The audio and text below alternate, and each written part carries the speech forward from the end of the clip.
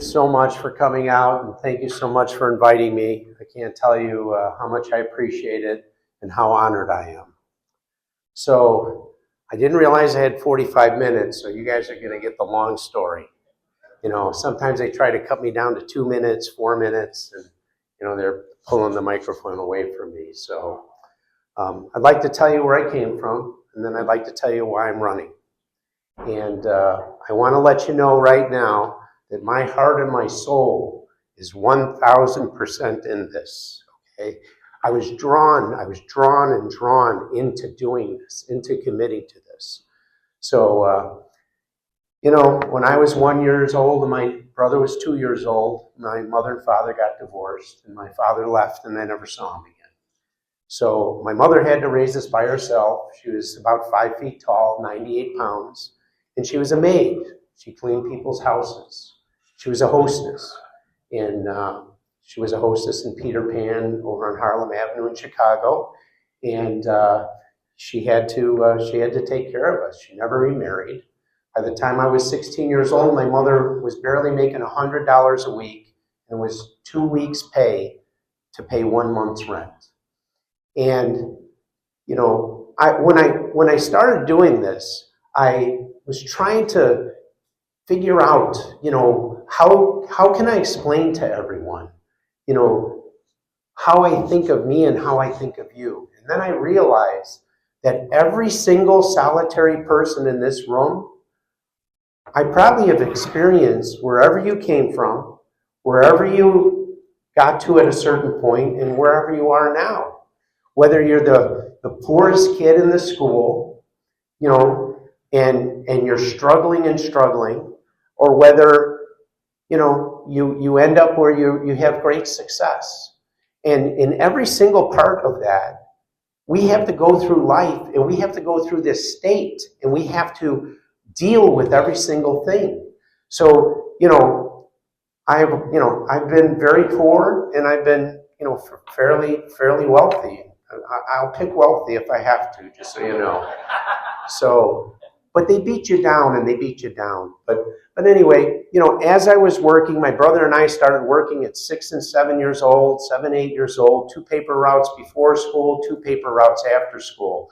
Shoveled the snow for everyone. And by the way, that Armitage to North Avenue, okay, that's 4 city blocks, both sides of the street, 19th, 18th, 17th, okay, both sides of the street, and had to collect the money when we had the paper routes, just as little boys, up and down the block, shoveling snow for whatever tip anybody would give you, cleaning the apartment building that we lived in, just to help my mother. And, you know, my mother was very proud. She never took anything from anyone.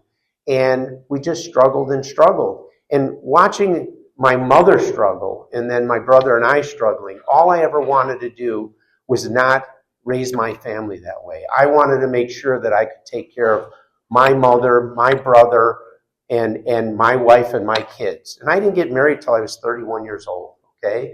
But still, my brain was that way. By the time I was 16 and a half years old, I already was in my own business. My uncles were in the auction business. My uncles owned taverns. My brother and I cleaned those taverns on the weekend. They'd pick us up at our apartment.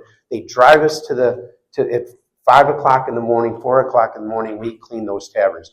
There's no worse job in the world, by the way, than those taverns, okay? So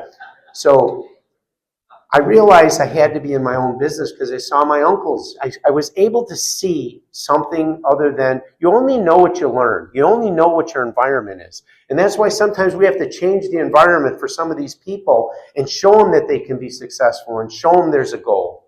So, you know, I saw that I needed to be in my own business if I wanted to be successful. By the time I was 16 and a half years old, you know, I went in my own business. I worked at nights in a 7-Eleven. Okay, was in the auction business with my uncles. I asked to be part of it instead of just a worker. By the time I was 13 years old, I mean, that's a horrible thing to tell you, but I had a hernia and I had already been ruptured. I'd already had a rupture, okay? And a rupture is 10 times worse than a hernia, by the way, for people that don't know. So you know, again, went in my own business with the auction business, and then I went to work at nights at a 7-Eleven. When I saw the 7-Eleven had video games, I befriended the owner of the 7-Eleven. I said, hey, if I can buy the video games, you know, you'll be my partner 50-50 in that, and then you get half because you own the store and we get half. So now I started putting them in more stores, right? I'm working nights, I'm working days. You know, I'm putting them in the stores. Then all of a sudden, some of the stores went up for sale, and I didn't want to lose the stop. So what did I do? I said, we got to buy the 7-Eleven. So I ended up with 3 7-Elevens. Couldn't buy them because I wasn't 21 years old. Can't get a liquor license. So I asked my brother, will you buy one with me? I asked another friend, George Lang, if he'd buy one with me. I bought one with the guy that owned the 7-Eleven that was there.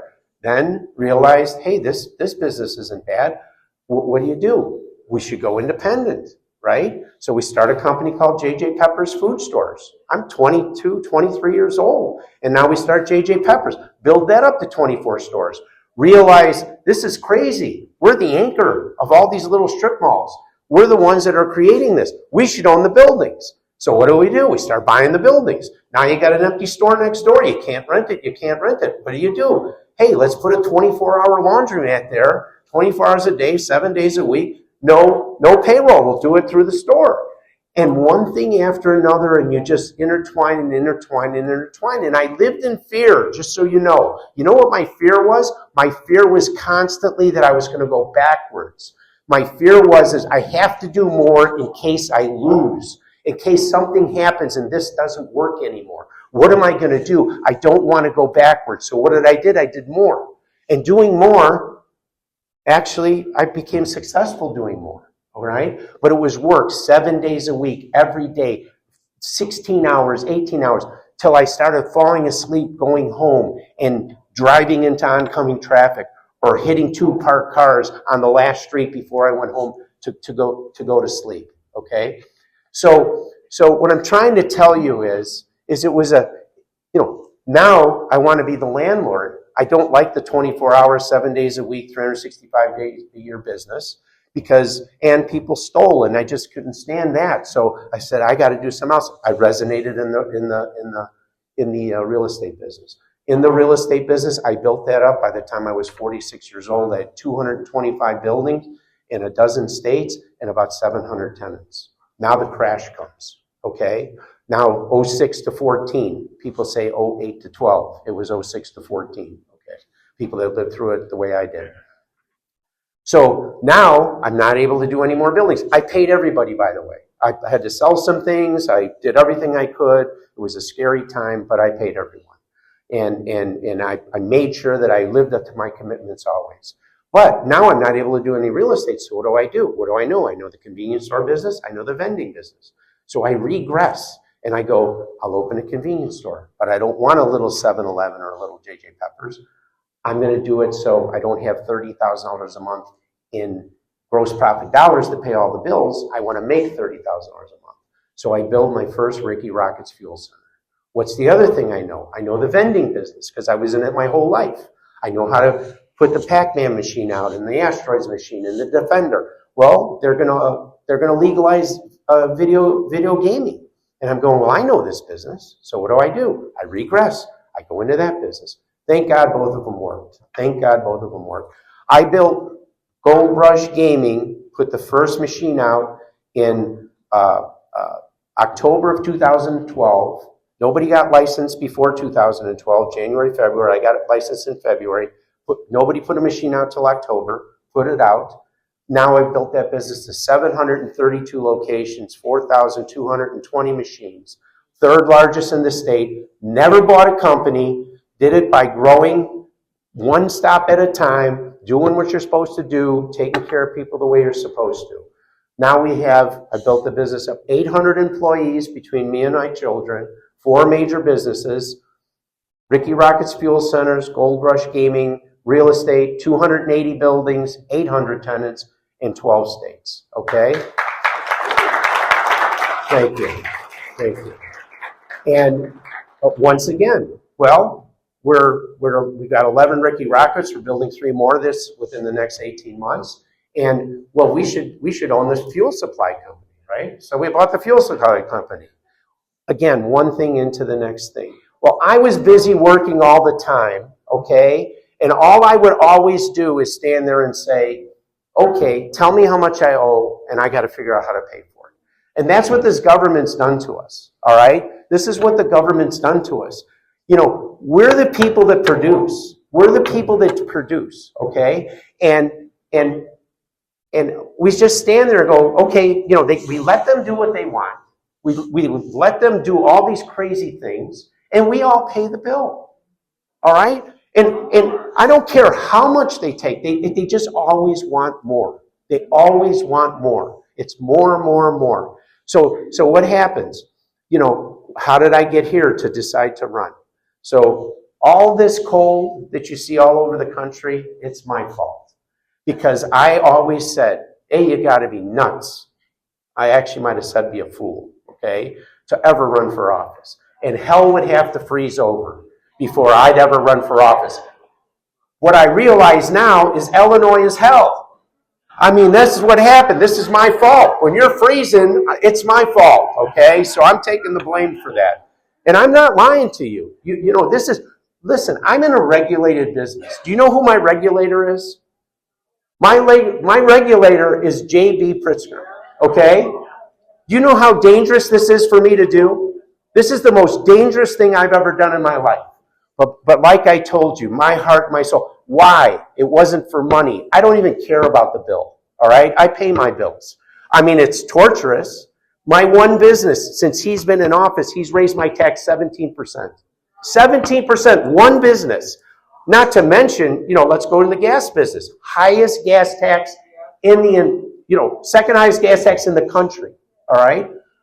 Highest real estate taxes in the country. Almost all my buildings, 90% of our buildings are here in Illinois, and most of them are in Cook County.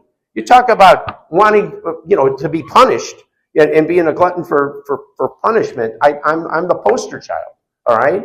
So, but the thing that I just couldn't take anymore, and I tell everybody this, the second I get in the office till the second I leave, term limits, term limits, term limits. Because if we had 2 term limits for a governor, I wouldn't have to be standing here. I'm telling you. But when I see, the biggest thing that was killing me was, I'm watching all these people get hurt all over our state, okay? I see it, and I see it, and I see it. In fact, today, somebody sent me something, and I get so many texts, and even people that have worked with me, you know, there's 8 of them on one, and 3 on another, and 6 on another, and most of them are the same people, and then I can't find the stuff. But I'm listening to this man that lost his daughter with a criminal, illegal immigrant that was driving a truck and hit his daughter at 80 miles an hour and killed her, okay? And I was listening to it, he said nobody came out and you know, J.B. Pritzker, and said anything about my daughter. But the second somebody got killed in Minnesota, okay, he was right on national news. And he's saying, how could it happen? How could it be? How could it happen? How could it be? The poor girl that lit on fire, you know, 71 times. Now listen, I went to run before that. But I went to run, I'm telling you, because I can't stand the guy anyway, all right? I mean, well, he's done harm to my family and myself like nobody could ever believe. And I'm not even going to go on that story, all right? Because that's sick, all right? So, but when when this girl gets hurt, 71 times this guy's been arrested. He's got an ankle bracelet. He's not even supposed to be out. And I'm talking to the Tribune. I had done a debate with the other guys, and afterwards the Tribune, and by the way, the papers hate me. They absolutely hate me. Anybody wants to look back and see what they did to me and my family 6, 7 years ago, I mean, they hate me. And they will give me nothing. They'll give me no truth. They'll give me nothing. So 14 minutes I'm talking to this guy, this reporter from the Tribune, and he stands, and I tell him about the girl with the 71 times this guy's arrested. He lights this poor little girl on fire. And he stands there and says, well, you know, a lot of people will say that, you know, that's not really right, and, you know, it's an outlier. Well, I honestly didn't know what an outlier was, okay? And then I thought about it, and I realized what it was. It's an anomaly, right? It's a 1 in a million. It's a whatever. Thank you so much. One too many, way one too many. You know why? Because if that was his sister, if that was his mother, if that was his daughter, it wouldn't be an outlier, all right? And shame on him for saying that to me. And shame on him, because I got to tell you, if it's a 1 in a million that would happen, if that guy was in jail where he belongs, it would have been 0 in a million. 0 in a million, okay? My examples, and there's so many of them, all right? But my example in my head was the Louis Vuitton, right? They back into Louis Vuitton, 5 o'clock in the morning, they smash through, a bunch of people jump out, rob the thing for $200,000. It's the 6th or 8th time, and I should know the number, but I'm just going to say 6th or 8th, because I don't care what the number was. 6th or 8th time that place got robbed, all right? And I say, if they would have arrested them and convicted them or put them accountable the 6 or 8 times, this wouldn't have happened. What happens? They rob it, they take off. There's a young man, all right, that is going to work at 5 a.m. in the morning. And it's the last day that he's going to work, and he's going on maternity leave, all right? And they killed him. They killed him in a car accident. And he's never going to be able to see his baby, all right? And I think to myself, it's wrong. It's all so wrong. Listen, I have a lot of policemen that work for me. In fact, Glenn Leonard's here, who took care of me for 12 years with my company. He was a commander, state police, in charge of so many policemen. And I got to meet I've got dozens that work for me now. I've probably had 150 to work for me over the years, okay? And I know Glenn, he's such a good friend. We went to high school together. He's a little older than me. He went more with my brother, but that's okay. And I have so much love and respect for the police, okay? And when I see that they are told to stand down, ICE agents, they can be surrounded, and the police aren't allowed to help them. We have hardened criminals from other countries that are in our jails that the police are not allowed to call ICE and come and get them out of our country, get them out of here before they hurt more people. Rapists, pedophiles, murderers, thieves. And because they didn't do that here, they let them out. They let them out. These policemen, they have a brotherhood like you can't believe. And they want to protect each other. And they want to protect us. I've never seen anything like it, and I've experienced it for the last 14 years, with Gold Rush. I mean, holy crap, don't get in their way.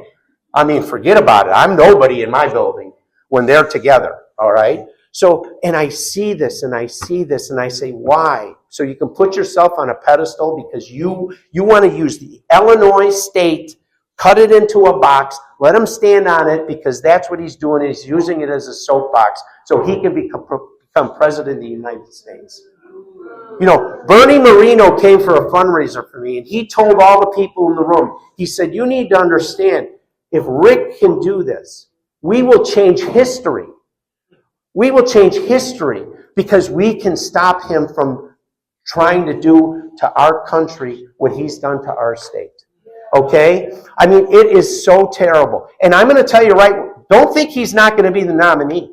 Because he's going to stand at that DNC and he's going to have his little checkbook, okay? And he's going to write a check to this guy for $1 million and that guy for $2 million and that guy for $3 million. Whatever it takes, he doesn't care. He didn't work for it. He doesn't know what it is to work for it, okay? He doesn't know what it is to feed families, to be responsible for 800 employees like my family is, and like all the people in this room, okay? So again, it's horrible. I wouldn't let one person get hurt for my gain. I would never let one person get hurt so I could gain something. And yet he'll let just droves of people. If we would have let ICE come here, they only wanted to get the worst of the worst. 6 to 8 weeks, they would have been out of here. It's over 200 days, and we're still here. Look what happened in Minnesota. Look what happened in Minnesota now. Now they're coming on. Now we're going to turn over the people now. We're going to turn them over. Why didn't you turn them over the first day? Why did 2 people have to be killed? Same thing I say. Well, Rick, what do you think about this? What do you think about the people that died in Minnesota? What about all the people that died because of those criminals? But let's just go to the 2 people that died, which is horrific. Absolutely horrific. And I tell them this, if there's a 1 in a million chance of something like that happening, because you're talking about highly trained ICE agents, right? But you keep pushing and pushing and prodding and spitting and, throwing ice and throwing bricks and throwing, what do you think's eventually going to happen? A 1 in a million chance. Well, folks, you know what happens if it happens 2 million times? It's going to happen. And if it happens 4 million times, it's going to happen twice. Because if it only happens 1 in a million and you keep pushing it, it's what happens. They wanted to deflect all their criminal activity. That's what it was. Don't look at me, don't look at me, look at him. All right? I understand the way this happens. I mean, they did it to me. They did it to me, okay? And I fought, and I won, and nobody thought I could win. And they're probably going to try again now, because I'm not shutting up. I'm going to tell you right now, I guarantee you this, and I know it for a fact. J.B. Pritzker does not want me to be the Republican candidate. He does not want me to be, because you know what? When I get him in a room, he's going to have a problem. He's going to have a problem because I'm calling him out. I'm calling him out. Do you know they changed the law so you could sue a policeman? If you're a criminal, you could civilly sue a policeman in Illinois now. So yes, but you know who you can't sue? Because I was going to sue him. You can't sue the governor. No matter what he does to you, you cannot sue the governor personally. But he's changed it. The state has changed it so you can sue a policeman. A policeman takes you down in a fight because he's taking you down, and you break your shoulder. The first thing he does is go get a lawyer and go after your house. A policeman that dedicated his life to us, to protect us, now is vulnerable every day, and can't do their job. They've told me, we arrest somebody, we put him in jail, 4 days later we're arresting him again. The Judicial Safety Act is gone. Day one, I walk in. Day one. So last thing, I don't know how close I am to my 45 minutes, because I didn't think I could use it up, but I think I'm getting close. Okay? But here's the difference. Listen, a lot of these other men, all right, that are running for governor are really good people. Listen, I want Sheriff Mendrick to come with me. I want Glenn Leonard to come with me. Okay? Plus, trust me, I'm going to convince him. He's going to come and help me. Sheriff Mendrick's going to come and help me. All right? I guarantee you. I'm a businessman. A businessman has to take over Illinois. We become a state of take and take and take. I want to become a state of make and make and make. I have gone to Kankakee, Belvedere, Stickney, Hoffman Estates. I've built Midlothian. I've built tremendous projects. Call every single mayor, Homer Glenn. Call every single mayor. And I have, because of the developments that I've done, hundreds and hundreds of millions of dollars. Hundreds and hundreds of millions of dollars in tax dollars. When I see what they've done now with our bears, 326 acres in Arlington Heights. This guy can't figure it out. He can't figure it out that we're getting zero tax, right? The bears should own their own property after renting from us for 100 years. They have a right to. But I'll tell you the stupidest thing they did, all right? I'm going to tell you the stupidest thing they did. So let's look at that 326 acres. It's not just the stadium. Of course they're going to need our help. But it's producing zero. It's a city inside of a city.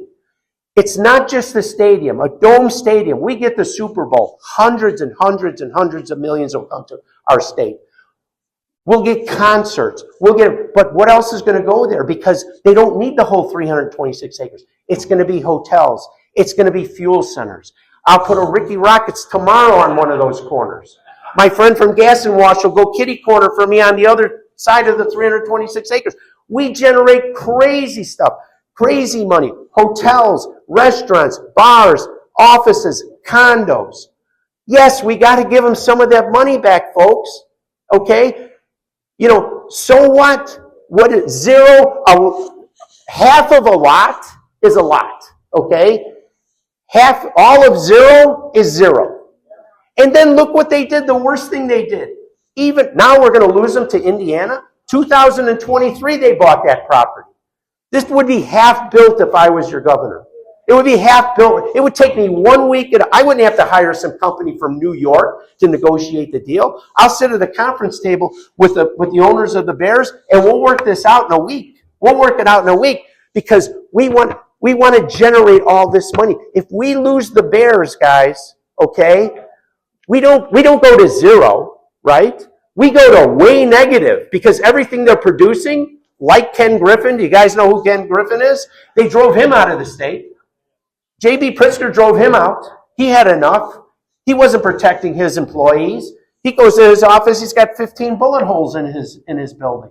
1,100 of the highest paying jobs. The most productive man in the state paying way more taxes than J.B. Pritzker does to our state of Illinois and to our federal government because he actually made his money here, spent his money here, donated his money here.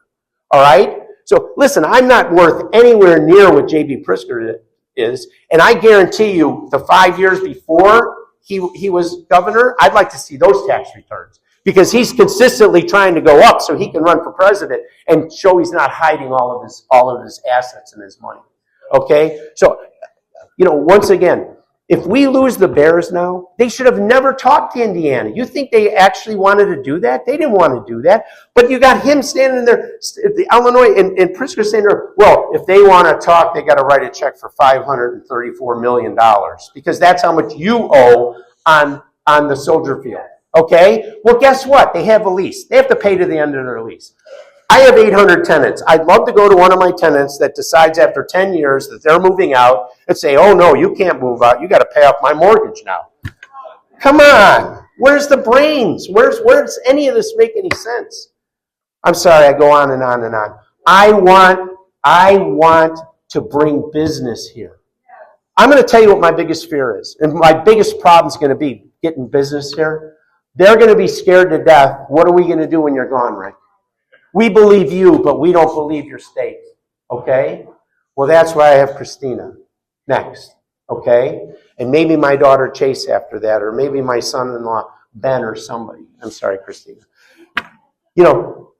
I get real passionate. I guess I get a little goofy, so I really apologize. But I have to tell you guys, I promise you, I have no alternative motive. Okay? I just want to fix this. I want to work hard. I'm not going to go to ribbon cuttings. I'm just telling you right now. I'll go to a ribbon cutting for a new prison, and I'll go to a ribbon cutting for the Bears Stadium, and I'll go to a ribbon cutting for a hospital. But the rest of it I'm not doing. I'm going to work. I have an open door policy. Anybody could come in. I've dealt with every Democrat and Republican, and every time I've built, and when I wanted to do my Racino, what a nightmare they lost there by losing the Racino that I was in. None of you know what I'm talking about. But I was building the most magnificent thing for the Horsemen. And Rick, how are you going to get the South vote? I'm going to get the South vote because they know who I am. I was saving the whole damn industry. I really was. I was saving it. It was 20,000 jobs throughout the state. A $450 million project in Tinley Park. Instead, they sell it for $1. $1 they sold it to the Park District. Great. I was cleaning it up. It's full of asbestos. It's full of problems. I had engineers on that $16.5 million. I was paying $4.5 million for the property. I was paying $16.5 million to clean it up, all of my time. What do they do instead? Because of optics, folks. Because of optics. Because they were afraid, because some lying article came out about me. And then J.B. Pritzker was scared to death on how it made him look for when he wants to run to be president. So kill Rick Heidner, kill his family. All the work I did my whole life went down to insignificant nothing because of some pompous person who was worried about how he was going to look. The same reason people die. The same reason people die, so he can go on Jimmy Kimmel and he can go on Colbert. I'll never be on Jimmy Kimmel. I'll never be on Colbert. Never, okay? I just want to fix it. I want to bring a business mind here. I want to develop business, okay? I want to produce. I want to make this state a state of make, and stop being a state of take. The first day we're in office, Christina and I, we freeze taxes, no tax increases. We go through every single solitary division of our government and start ripping it apart. If you're a ghost on payroll, disappear quick. You got a window this big, because if not, you're going to jail, okay? If you're stealing, stop. If you're not real, you're gone. It's all gone, okay? All right, did I do 45 minutes yet? Because I'm going to ask for more money soon. Oh, veterans, yes. So you know, my thing was, if you want to be a sanctuary state, right? I say I want to be a sanctuary state too. Let's be a sanctuary state for our veterans, right? Take a little bit of that money that you're burning. 150-room hotel over by Midway. You give a guy $330,000 a month to house illegal immigrants. $3.9 million, right, a year to house illegal immigrants. You know, where's our veterans? Why aren't they in that hotel?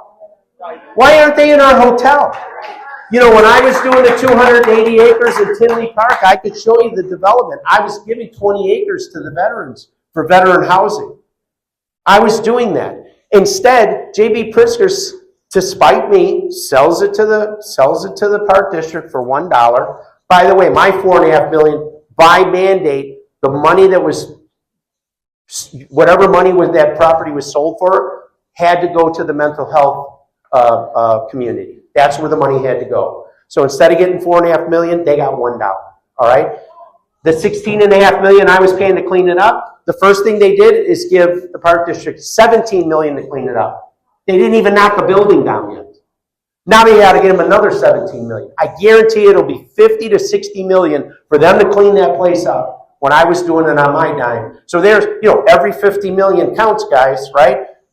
$50 million a year that my project would have generated for the state. Just the Racino part, 224-room hotel. By the way, it wasn't a Hyatt; it was a W, and that might have been one of my problems. I don't know, right? I don't know. So 1,200 union jobs to build it for 2 years. 2,000 jobs on site. Save the harness horse racing industry. 20,000 jobs throughout the state. We'd be dropping foals. The ranches and the farmers that are south of Springfield would all be thriving. Instead, no, push them to Indiana, push them to Ohio, push them to Kentucky, push them everywhere else. Drive everybody out of here. Is it, how did I want to be paid more now. I apologize. Okay, so Unfortunately, give us the second mic. No, you have to stay up. No, I'm going to take a sip of water.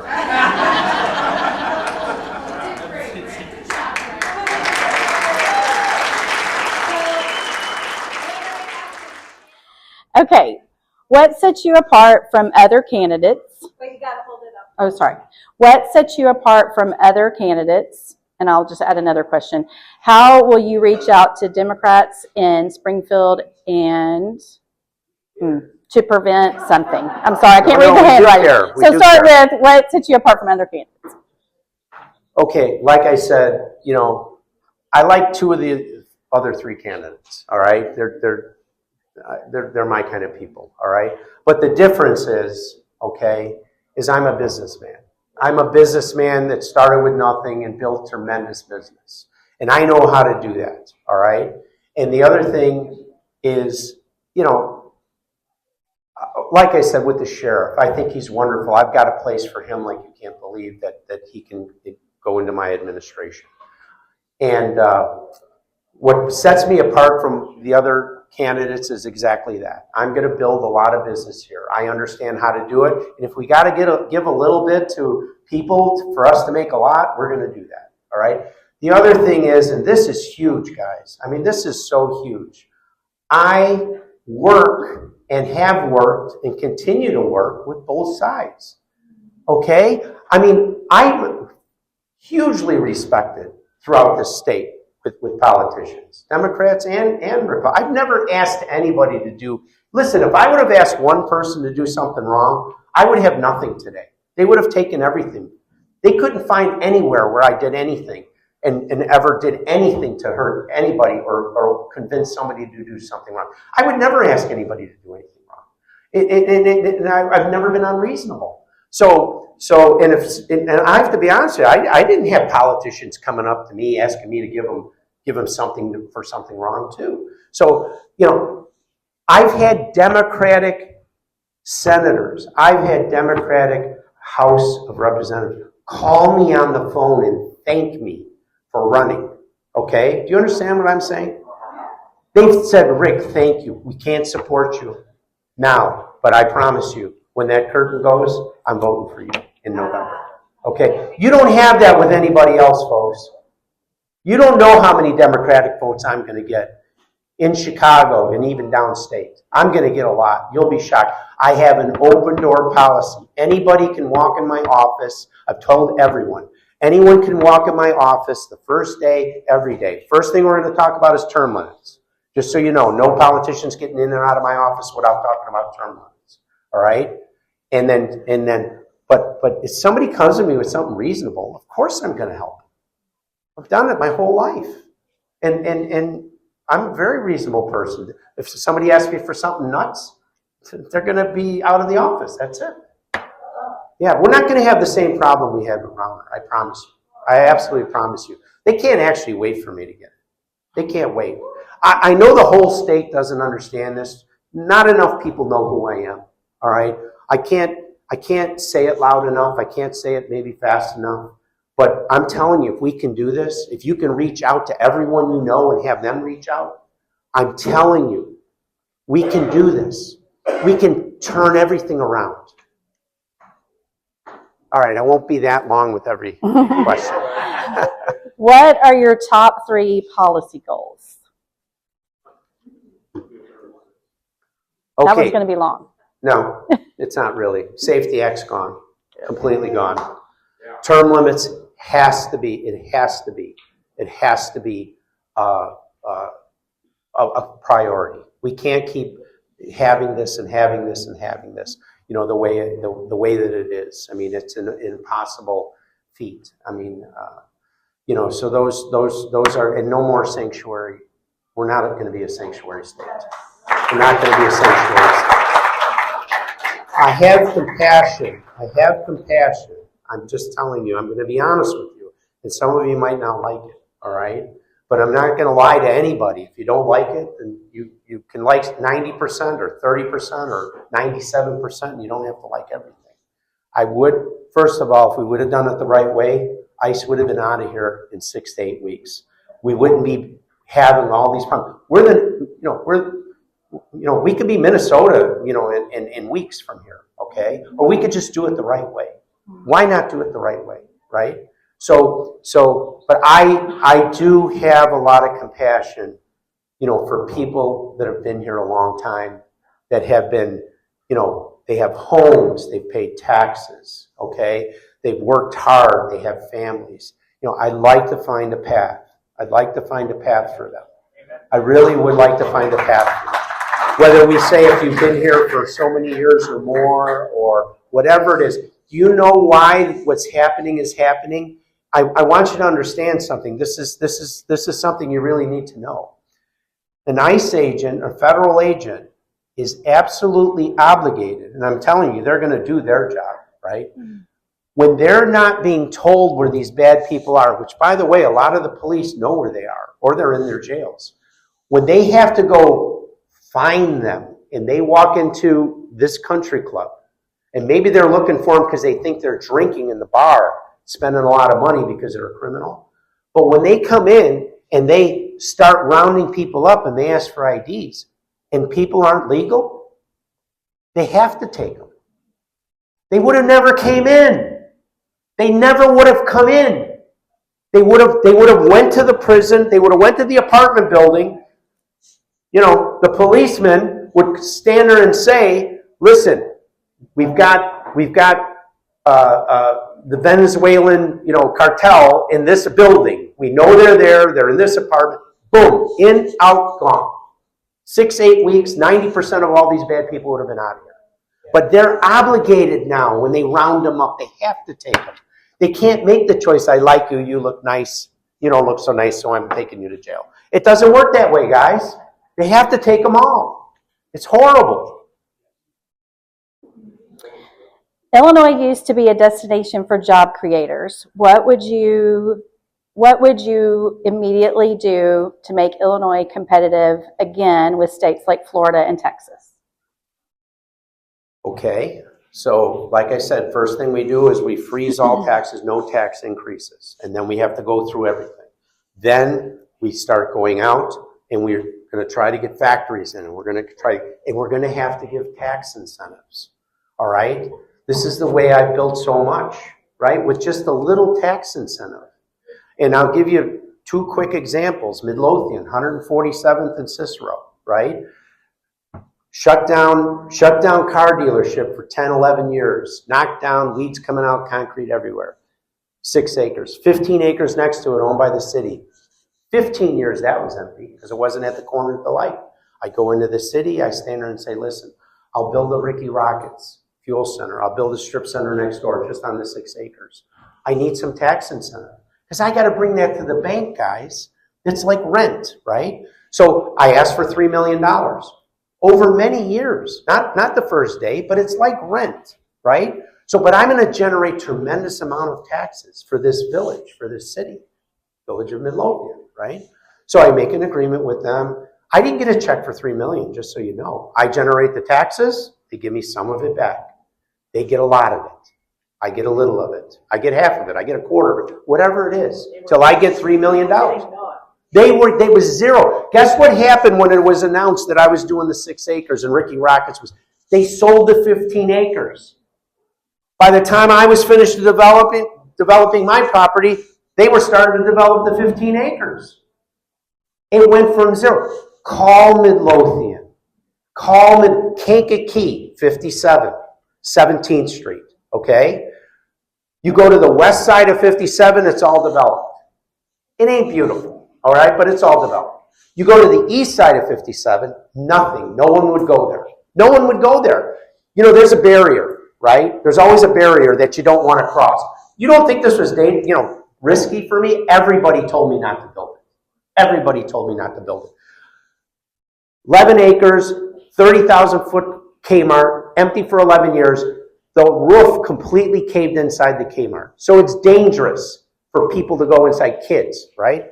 I go there, we spent $24 million. $24 million there.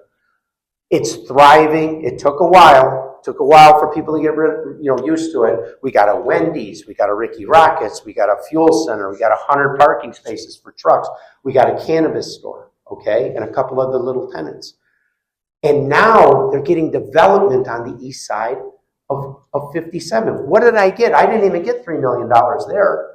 I got very little. But what I'm trying to tell you is you got to give them incentive. They'll generate the money. Hundreds of jobs. Hundreds of jobs. When you make productive people, here, look at New York City. Look at New York City. If we don't win, right, we're 2 voting cycles away from being New York City. Now, I got to tell you, I'm going to go. I'm telling you right now, I'm leaving. I'm not putting up with this shit. Okay? And you know how many of my friends already left? Such productive people. You know, we got to fix this, or you know what? I'm old enough. I can go. Okay? But why all the people that are leaving New York City? I want to ask you a question. How many of you think are coming to Chicago? No, seriously. If you lived in New York City and you were getting thrown out by whatever his name is, Mandami or whatever the hell it is, the communist, okay? Why aren't they coming to Chicago? They're not even thinking of it. They're flying over the top of it. We should be the next Florida. We should be the next Florida. Florida's full, guys. Florida's full. You want to buy a lot? You get I live on 16 acres. I really live on 60 because I bought the houses around me too, right? I don't want to live on, 15,000 feet and pay $80 million. Unfunded mandates are choking municipal leaders' ability to provide services as they continually drive up costs, force tax increase, or service reduction. What are you going to do about stopping these costly unfunded mandates? Well, I've got the one for you here. This is Christina's. So yes, as a mayor, I understand mandates completely. Our motto on this, if the state mandates it, the state pay for it. It's pretty simple. You can't expect mandates to be constantly put on local municipalities and expecting them to flip the bill. And for those who don't understand, the weight, the cost of the mandates ultimately falls on the taxpayers. One thing I'm proud of in Homer Glen is we do not have a municipal tax in Homer Glen.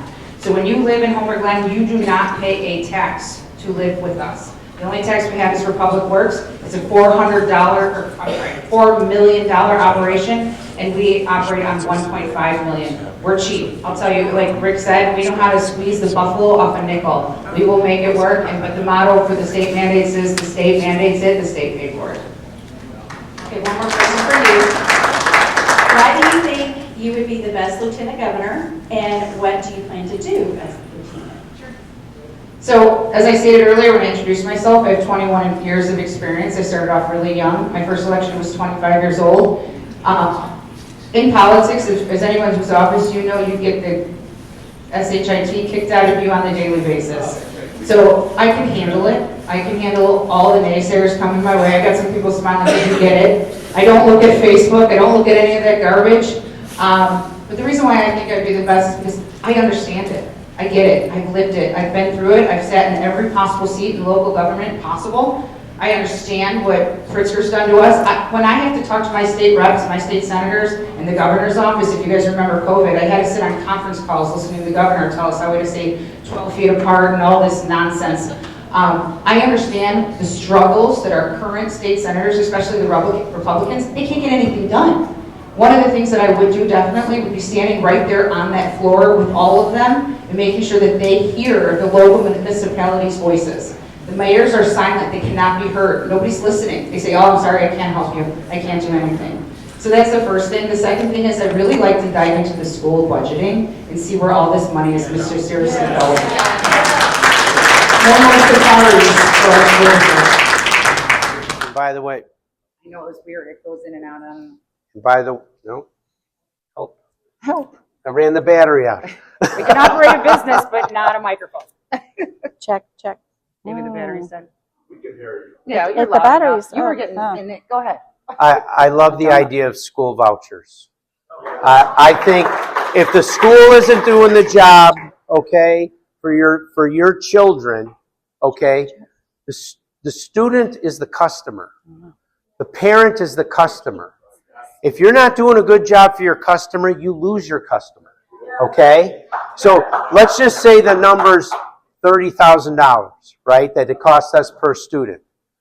I say we offer a voucher of $15,000, and you put your child in a private school. It's going to cost you some. Maybe they can do it for 15. To be honest with you, with all the fat we have, if it's 30, it probably can make money at 15, and that'll make them accountable. And I'm telling you this, and I believe this, especially when you look at the north side. The schools have become the school union has become a political party. They're not caring as much as they should about your children. They're caring about the power. All right? And the people say, well, Rick, what are you going to do when the schools go empty? Because people are taking their kids out. It's fine. Consolidate the schools and then rent them to the private sector. Sell them to the private sector. If you don't want to sell them because you don't want to lose the asset, rent them to them. And you know what will happen? They'll be accountable and they'll do a better job. They'll do a better job. I love teachers. There's some wonderful teachers. There's some not so wonderful. All right, they really are. They're not teachers at some point. They're a political party. I mean, they want power. They want power. And I'm not doing this for power. I hope you guys know that. I am not doing this for power.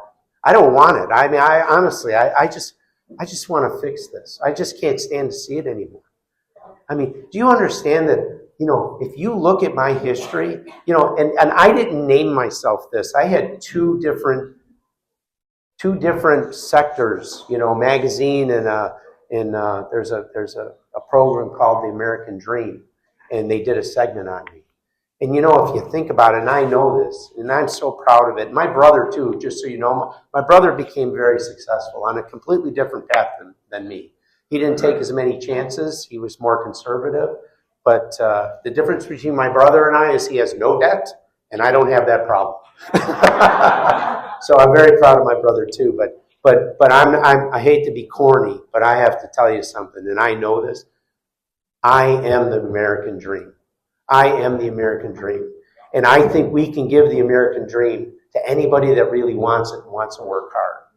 But I do have to tell you, because I've had I mentor so many kids. They come to me. I'm sitting at a restaurant. They're a waiter, and they want to talk to me, and they want to meet privately, and they want to talk. And I do it. I do it with the valet guys. I have nice cars, and they all get sort of impressed. And I sit with them for hours.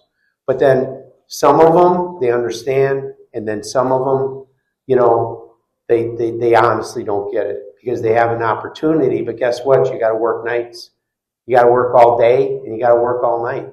And then they don't take that. It's like, Rick, I want to be successful. I want to do this. And I'm thinking to myself, this is a good kid. I'm not trying to, I have such a good example because if you would have told me when I was who I was back then, if you would have told me anything, if you would have shown me a job that you wanted me to go get somebody to do, and I looked at it and I said, well, I could clean these offices for $6,000 a month. For $6,000 a month, I can clean this building. I could work all day here, and then I could come here at night, and I could clean this building and get another $6,000, right? Who do you think? Well, you know what would have happened?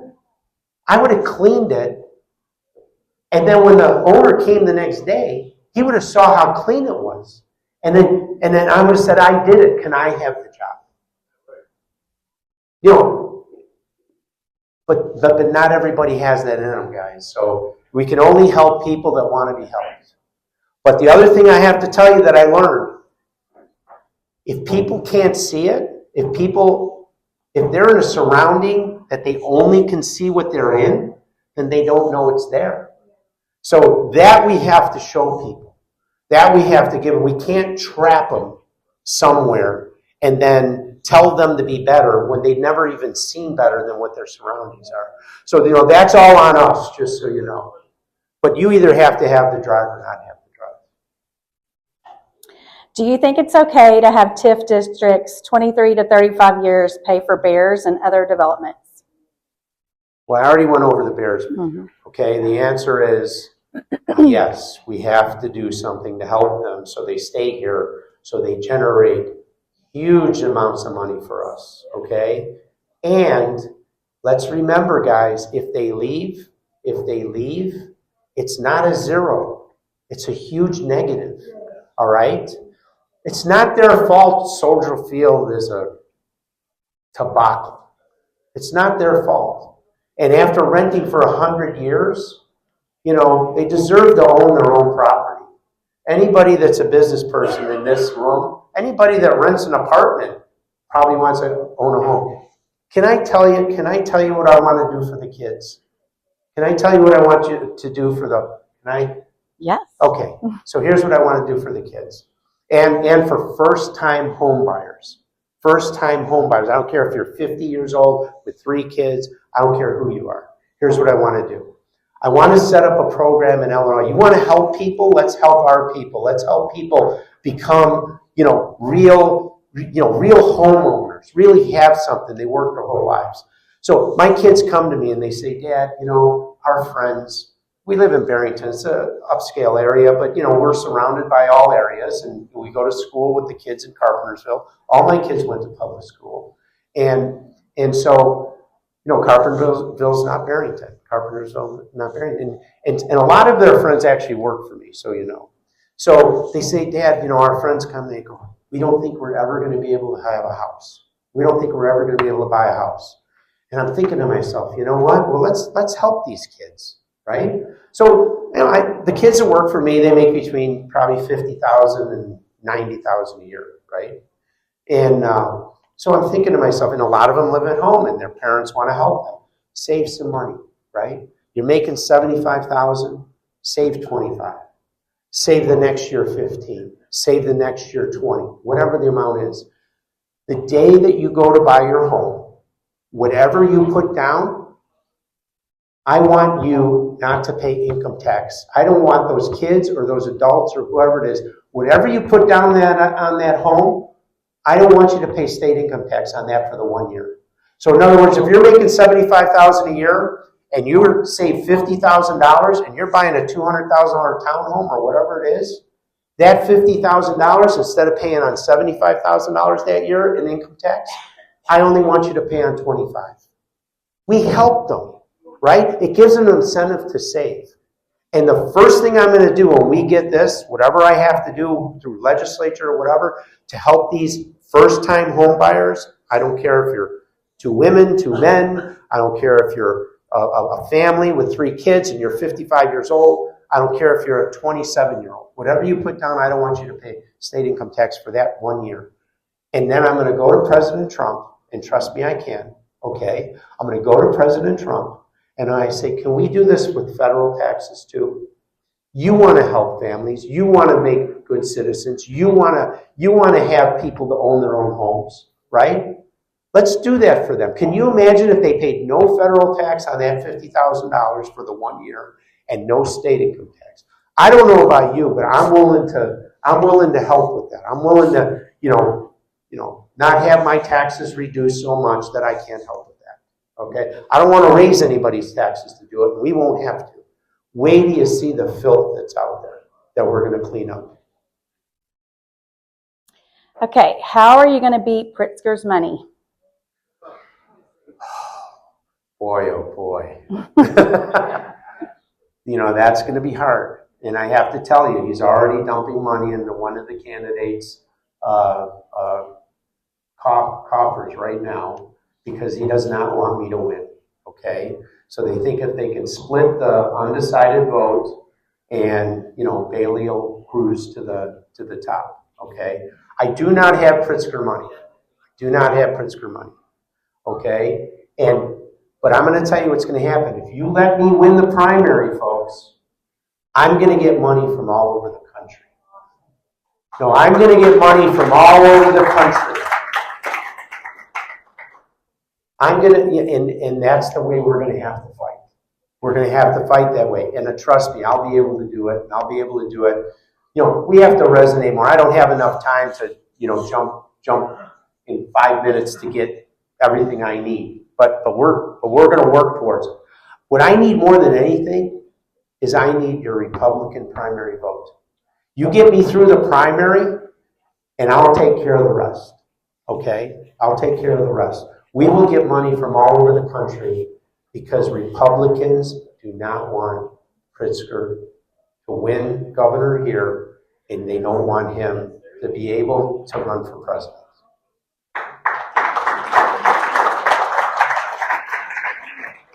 How will you reach out to independents and frustrated Democrats if you win the primary? I think this is almost the easiest part.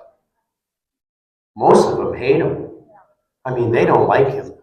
They don't like him. And like I've said, I've worked everywhere. We have tremendous amounts of business everywhere, from Springfield north anyway. And people are disgusted with what's happening. They're not happy. They're not happy. But they do want someone that could run the state as a business. I mean, it's the number one thing, so you know. They want someone that can take Illinois and make it into a productive state, like President Trump has done with our country. All right? They don't believe the lies. They don't believe the lies. I can't tell you they're gonna vote for Darren Bailey, and I think he's a wonderful man. All right, but I don't think they're gonna vote for him. I really don't. They might not just come out. I think they'll vote for me. I think they'll get it. I think they'll see it. Everything I said to you today, the story's never going to change.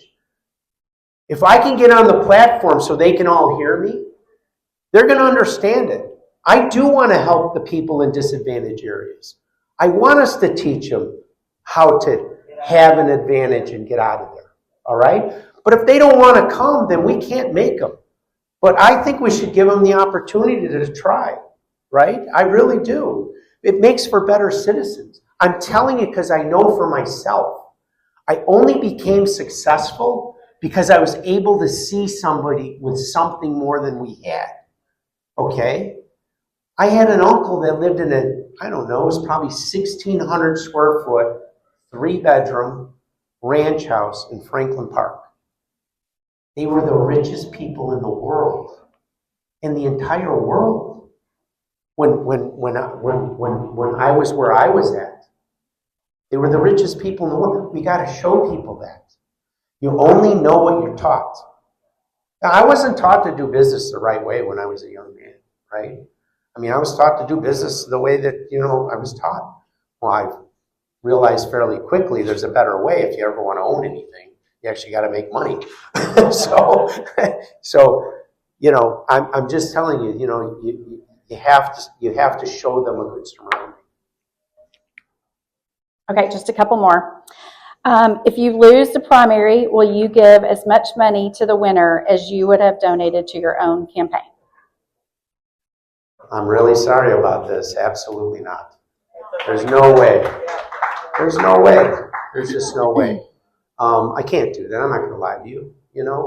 I mean, this is a very heavy lift for my family and I. This is not easy.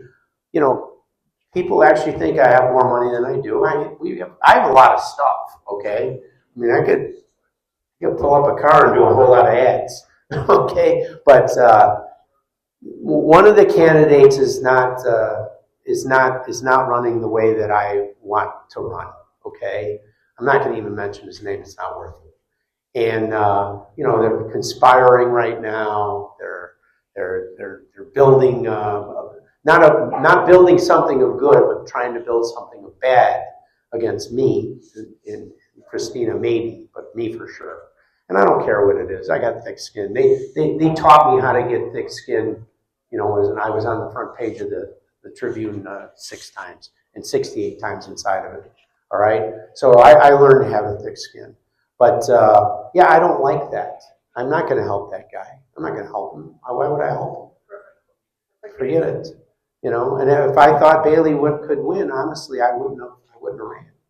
And Mentrick's a wonderful man, just absolutely wonderful. I told you, he's coming with me. I'm gonna kidnap him, right? He's gonna arrest me. And I'm just telling you the truth. Is the Illinois assault weapon ban constitutional? If not, what will you do about it? Yeah, well, Second Amendment rights are everything to me, right? So I believe in all of them. Obviously, we shouldn't need a FOID card. We have federal laws that a lot of people died for us to have those.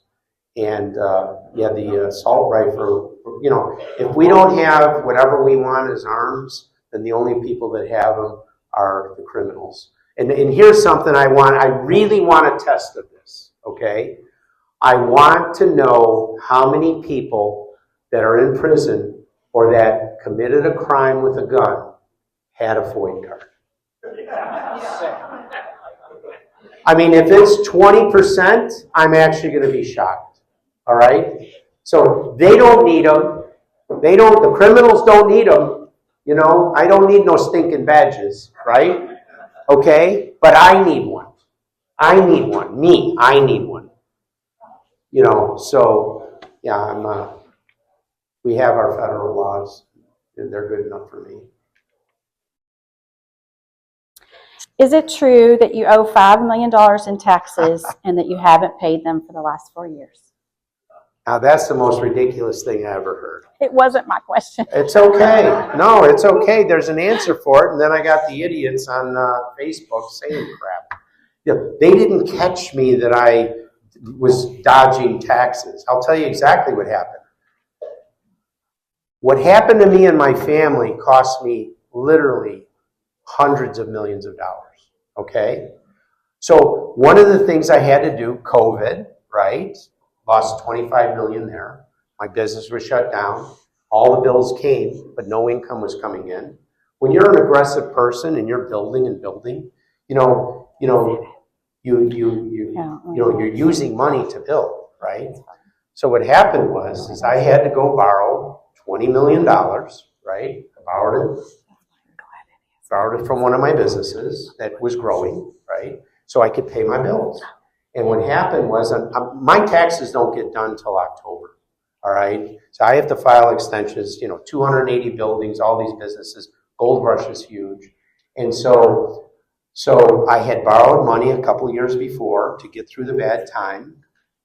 Because when you're building 6 buildings and everything shuts down, right? You still have all of that you have to take care of, okay? You have all those people you have to pay.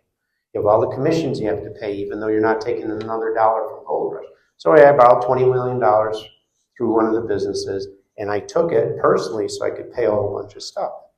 And I was all prepared to pay the millions that I had to pay, all right, in October.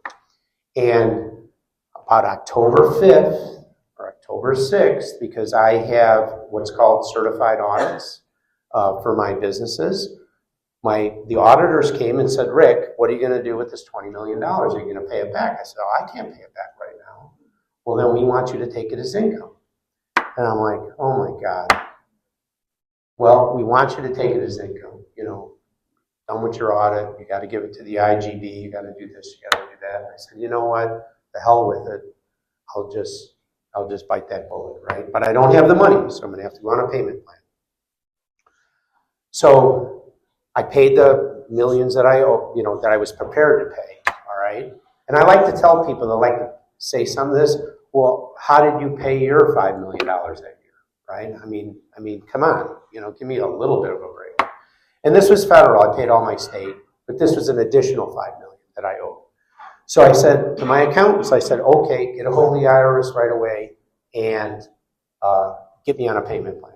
And they're like, no, Rick, you'll get a notice in the mail. When you get the notice, give it to us, and we'll put you on a payment plan then. I said, okay, fine. So 1 month goes by, 2 months go by. I keep going to the mailbox, nothing there. Sort of happy. So what happened was, I don't know, February we'll call it, they sent a certified letter. My driveway's 600 feet down, right? I don't know if the snow was going on or what. Anyway, I never got the certified letter, so I never picked it up.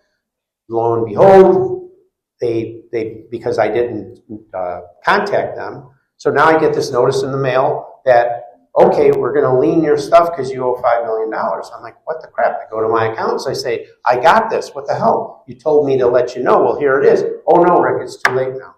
Okay, well, now I got to hire an attorney. So I hire a tax attorney. Make a deal with the IRS. There's penalties and extra on that crap anyway, which is fine. So I said, okay, I'll make 4 payments. 1, 2, 3, 4. Nathan, you and I drove every single time. Personally handed it to the guy. Here it is. I never asked for a discount. I never, people, they got all that. When you owe money, you could get whatever. No, I just wanted to pay. Made the first payment, made the second payment. Before I made the third payment, my biggest fans, the Tribune and the Sun-Times, they love me. I'm their favorite person. So, they find out, and then they plaster it all over the paper. Made my third payment, made my fourth payment, it was done and over with. I wasn't hiding anything. I didn't owe it for years. I owed it for the previous tax year. I paid millions more than that. I paid $2 million, I think, to the state of Illinois, plus all the federal. And that's all I can tell you. So I did what I was supposed to. It was painful because I just wanted to leave the loan on the books for a couple more years so I could catch up, but I wasn't able to. So, yeah. Did that make any sense to anybody? Mm-hmm. Okay, thank you. Sometimes I don't know. Okay, somebody said, I understand you donated to Fox and Johnson. They were not incumbents. Please explain. So because I do so much business everywhere, right? You know, sometimes I have politicians that call me up and ask me to help them. That's what happened with Kim Fox. I'm in the gaming business. Somebody that I do other business with, you know, politician that I, you know, work with, called me up and asked me. I didn't know who she was. It was before she was elected. The worst $2,500 I ever spent my entire life. I absolutely regret it. I'm supposed to not apologize for something because Donald Trump does it, but I actually apologize for this. And if somebody wanted to give me back, you know, money, I would love for her to give me back my $2,500. So let's go to Brandon Johnson. What nobody tells you is that I gave $100,000 to Paul Dallas, all right? And he lost. And I do a lot of business in Chicago. And I had another dear, dear friend of mine call me on the phone, who's a Democrat, by the way, and say, Rick, listen, Brandon Johnson won. He's got debt. We want to retire his debt. Do you think you could help? You come to the function. I'll introduce you to him. You can spend time with him. You can explain to him your business and whatever. And I'm going, oh my God, I don't want to do this. But I got 4 years. I own 30 buildings in Chicago. I would love for gaming to go to Chicago. I've been working on it for 10, 12 years. And, you know, some of you don't have to like gaming. It's fine. It's legal, all right? I don't do illegal businesses. I only did it the right way. But it's a big deal for me in Chicago. And by the way, when gaming goes to Chicago, $300 million a year goes to Illinois in taxes, right? With the gaming tax in Chicago, 50 to 70 million probably, will go to Chicago, all right? And all the empty buildings that are empty, all the new businesses that'll start up, all the remodeling of the restaurants and bars, the new parking lots, the new signs, okay? Stuff that's not on the tax roll goes on the tax roll, okay? So, you know, obviously I'm a proponent of it. And by the way, I'm the guy that, if you hate me for it, I'm the guy that got gaming to go into Chicago. I worked on it, and I'm the one that got it done, period. Nobody else. Nobody else would even help me. They thought I was nuts, and I finally got it done. And I still can't get it in. They still won't approve it. Okay. Falling asleep on me. Just waving to you all the time.